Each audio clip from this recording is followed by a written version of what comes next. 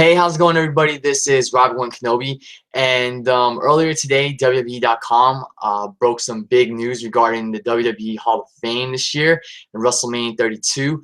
The fabulous Freebirds, one of the most infamous and influential groups in sports entertainment history, will finally be inducted into the WWE Hall of Fame the night before WrestleMania 32.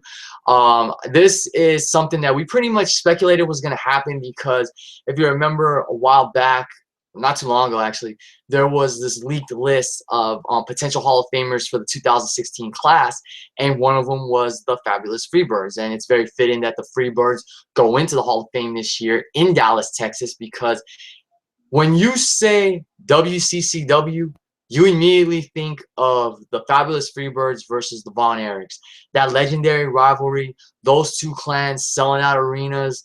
You know, when you think of WCCW, that's the first thing you most likely think of as a wrestling fan, the legendary historic rivalry between the Freebirds and the Von Erichs. So congratulations to the fabulous Freebirds. Of course, Michael P.S. Hayes, Terry Bam Bam Gordy, and Buddy Jack Roberts. They'll finally be enshrined in the WWE Hall of Fame. This has been a long time in the making. Of course, if you remember back at WrestleMania 25 in 2009, for that Hall of Fame, the Von Erichs were inducted into the Hall of Fame. This year, the Freebirds go into the Hall of Fame. So pretty much 7 years later, 7 years after the Von Erichs went into the Hall of Fame in Texas, the Freebirds go into the Hall of Fame. So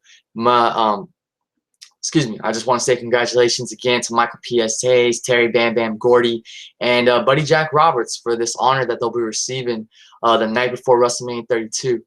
Now, I never watched WCCW growing up as a wrestling fan, you know, World Class Championship Wrestling, but I know of how influential the Freebirds are. Like I said, that classic legendary rivalry with the Von Erichs. You know, that's what a lot of people remember the most about WCCW, was this legendary feud between fabulous Freebirds and the Von Erichs. And before coming to WCCW, the Freebirds did their time in NWA, where they won tag team championships, and that's where they instituted the famous Freebird rule, where any two members of their trio could defend the championships. And you know, that rule is still utilized to this day. It was utilized by Demolition back in the day. It was utilized by the original NWO, you know, Hall, Nash, and Six, aka Sean Waltman, aka X-Pac, and it's been utilized recently by the New Day. And honestly, I thought the New Day would use that rule a lot more since they are a trio. But you know, I'm not really trying to complain on something that small. Like I said, I didn't really watch. I never watched the WCCW growing up as a wrestling fan, but I know of, you know, the Freebirds, their reputation, their influence in the game.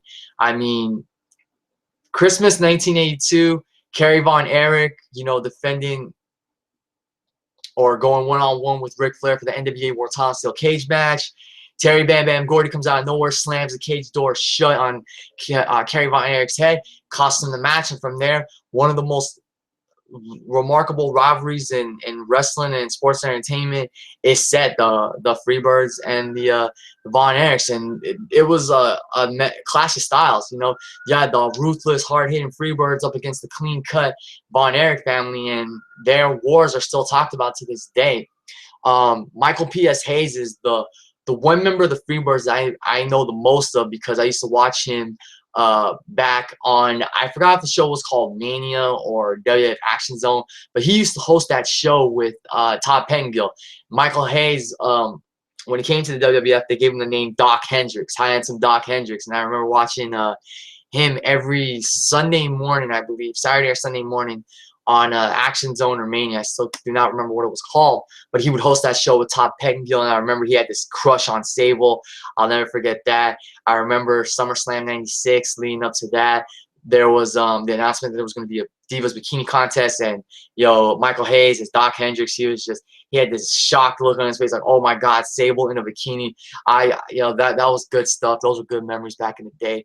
Michael Hayes was also influential in recording his own theme music. You know, before the Freebirds used to come out to Freebird by Leonard Skinner.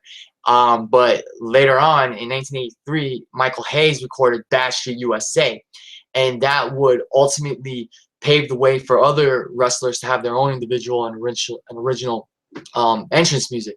So, you know, if it wasn't for Michael P.S. Hayes' recording of Bash for USA, I don't think, you know, wrestlers, iconic wrestlers like Hulk Hogan, Stone Cold Steve Austin, Shawn Michaels, Undertaker, I don't think they have the iconic theme songs they have today. Freebirds, you know, had a brief run in the in WWE, but they also did time in Universal Wrestling Federation, where, you know, Gordy won the top prize in that promotion, and Roberts became television champion. Like I said, guys, this video isn't going to go long because I don't know much about the Freebirds. You know, I didn't watch WCCW growing up.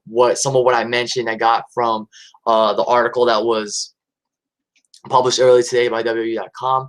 But like I said, you know, I just want to say congratulations to the fabulous Freebirds. We as wrestling fans pretty much knew this was going to happen. It had to happen in Dallas, Texas. I mean, how do you have a Hall of Fame in Dallas, Texas, and you don't induct the Freebirds? You know, you had the Von Erichs go in 7 years ago for WrestleMania 25 in Texas.